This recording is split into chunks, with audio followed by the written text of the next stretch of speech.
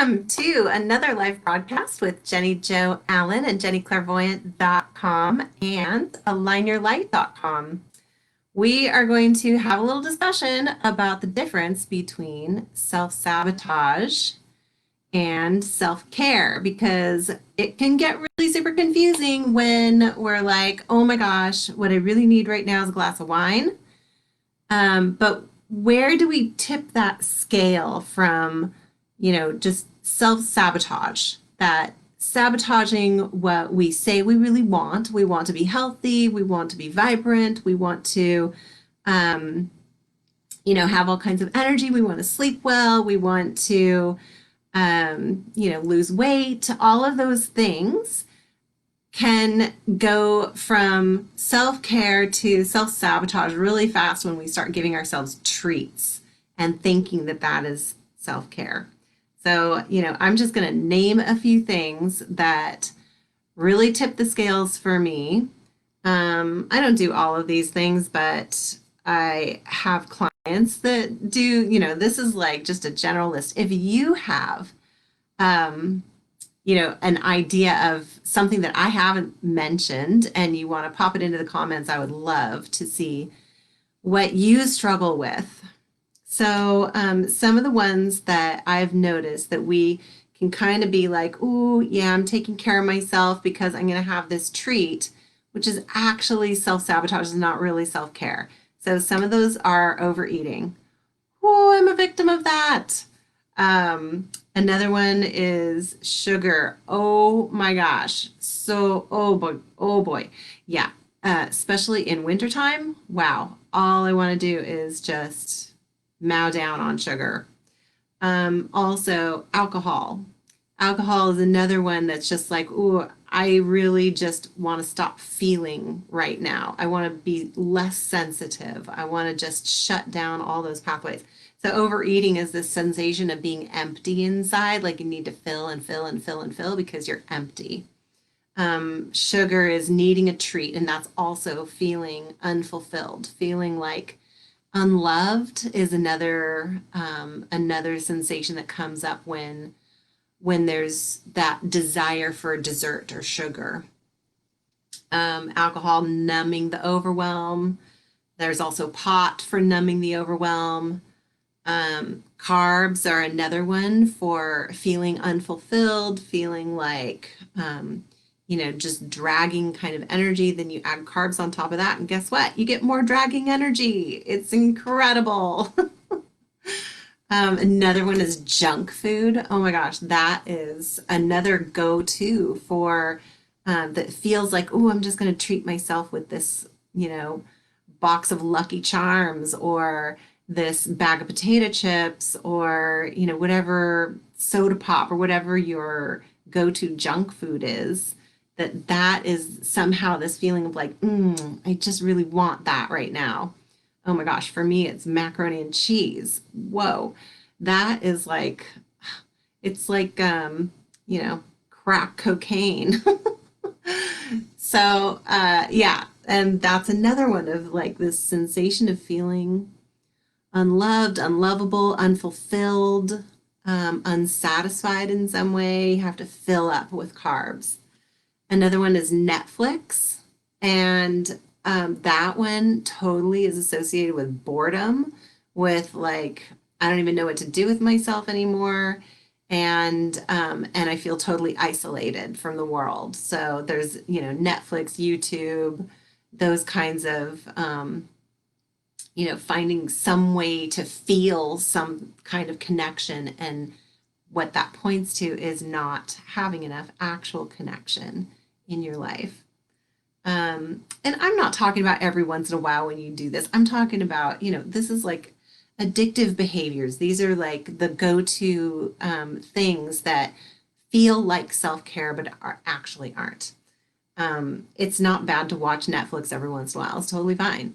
But when you find yourself doing that every single evening, then that's when that can be your little like, whoops, wow, I think I'm slipping into this unfulfilled need for connection. And another one is crankiness or anger, like feeling snappish with other people, with your partner or with your kids or with your, other family members or, the people that you hang out with, your workmates or whatever. That kind of crankiness is usually a reflection on our own sense of frustration with ourselves. So, if you're in that kind of a loop where you're just feeling cranky all the time, there's probably some sort of frustration with your own self or your own life. So, all of those kinds of things that can pop up and be like, oh, yeah, I'm going to treat myself, or, oh, I'm just going to do this to feel better right now in the short term, that those can kind of feel like self care, but they're not actually self care. They're an indication that something is missing or something is wrong in your life that needs attention. So, on the other side of this is actual self care, real self care. And what does that look like? So, that can look like exercise, where you're adding energy to your life by working your body, working your physical body, and sort of like, praying to the temple of that physical body that houses your soul self. Um, there's also eating balanced, regular meals, like really being thoughtful about what you're putting into your body and taking in nutrition rather than self, what feels like self care, but actually is, um, lack.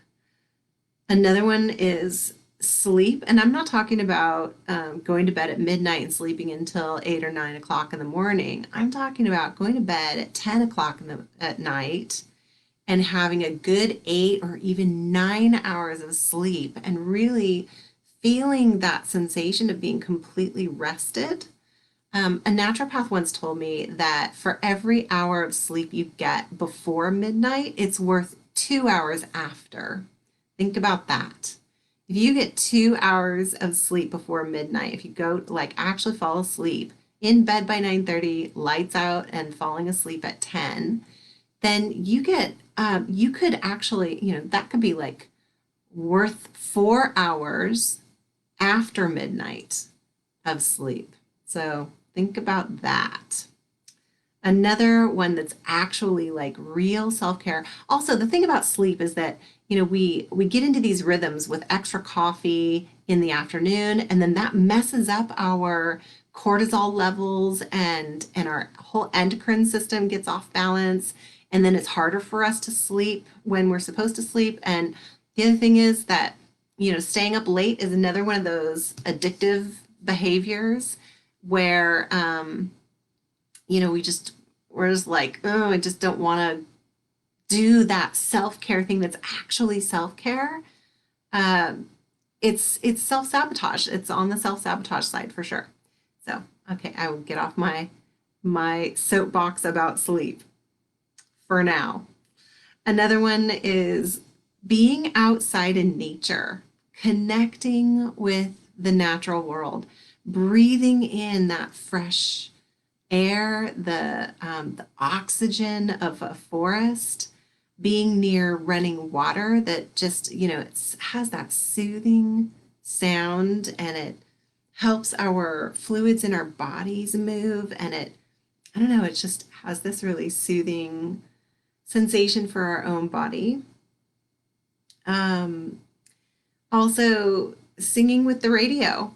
That's another one that's really good for self care because every time we express ourselves and our creativity through our voice, it creates this uplifting sensation inside of us. It lifts our mood. It brings us into the vibration of the sound waves that we are expressing in a creative way. It also does something in the brain where it reaches these intelligence places in the brain that we don't reach in other ways unless we're actually engaging in music, and we can use our vocal cords as a musical instrument. So when you're singing and you're using your vocal cords, then you're actually activating those parts of the brain that can only be activated when you're playing music or singing music. So singing with the radio is another really good, easy, simple, like, oh my gosh, you can do that every time you get in the car. Another one is asking for help. That is real self-care when you ask for help and making sure that you're asking for help from people that can actually help you, not from, people that you wish could help you or your neighbor or your, friend or somebody like that. I mean, it's great to ask your friends and your neighbors for help, but just be mindful of the fact that they just have the expertise that they have. And sometimes it's really important to ask for help from the people that can actually give you the help that you need. Okay. Another one is complete a project. That's another form of self-care that can be really super uplifting and help you feel accomplished and bring feelings of of satisfaction, self-satisfaction. Remember on the addiction side, on the self-sabotage side, there was the feeling frustrated with yourself, being cranky because you're frustrated with yourself. Completing a project or cleaning something or organizing something can really bring that sensation of self-satisfaction. Like, wow, hey, I just did a good job. Another one is meditating. Meditating can really help to balance your blood sugar. It can balance your blood pressure. It can balance your mind and help you to feel more grounded and centered and get more accomplished during the day. Meditation. And if you don't have an easy time just clearing your mind and meditating on your own, get a guided meditation. I have lots of them. There's one for free right on my website. Just go to alignyourlight.com, and on every page, at the bottom of each page, there's an opportunity to get a free meditation, and it's a guided meditation on that's uplifting and fulfilling. I think it's an earth grounding into the crystalline matrix. That's the one. Yeah, it's a great one. It's really energizing and it feels good. Okay, so another one is embarking on an inner empowerment journey. Whether that's with the Align Your Light journey that I offer for women, for intuitive women, or if it's another inner journey that you're deciding to take for yourself, that can really actually be the self-care that can anchor in a lasting sensation of empowerment, of personal soul path, of knowing what you're doing and where you're going in your life and feeling complete and whole and nurtured within yourself. So that's self-generating. It's not coming from outside of you anymore. You're not looking for other people to fulfill you anymore, but you have that fulfillment inside of yourself. Whew. So those are my tips on the difference between self-sabotage and actual real self-care. So what is one thing that you can do today, right now, that you can decide for yourself right now that you're going to trade? You're going to trade one self-sabotage action for one self-care action. If you are finding yourself stuck, sitting on the couch, not wanting to get up, not wanting to put on your shoes to go outside, not wanting to actually take action for yourself, that feeling of being really super stuck, your energy is stuck and you need to do something that's going to help you get unstuck. If you need help, if you need somebody to hold your hand and guide you through that process of getting unstuck, I have a lot of expertise in that. Call on me. I'm available for helping. Yeah. All right. So if you're wondering where you're stuck and why you keep doing these self-sabotage behaviors, and maybe there's some other thing going on, like, I don't know, you have an energy attachment or a past life agreement or a bunch. Oh my gosh, I just worked with somebody yesterday who, bless her heart, she took on, oh my gosh, so many lifetimes of pain and suffering, and it was coming out sideways because it was suppressed. And so, what I mean by coming out sideways is it was coming out in ways that were really unhealthy for herself and her family. And that kind of thing can actually happen. And sometimes our addictive behaviors or our self-sabotage behaviors are directly related to some kind of soul contract, some kind of agreement that we made in a past life, some kind of ancestral epigenetic trauma that's embedded in our genetics. And those are the kinds of things that I can help you understand. I can take a look and you can get a free energy assessment. The link is right there in the description. Go ahead and click on that link, schedule a free energy assessment. We can take a look and see what's going on for you and find out whether or not the Align Your Light journey would be a good fit for you for really unwinding those past traumas and everywhere that they have embedded into this life and created this life's traumas.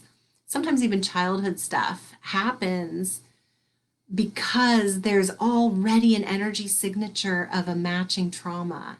And then it just makes it more possible for that trauma to happen in this lifetime. Okay, so jump into that free energy assessment. We'll take a look. We'll get you sorted. And also, if you want to jump into the Align Your Light journey, I am offering $300 off right now. So normally the journey is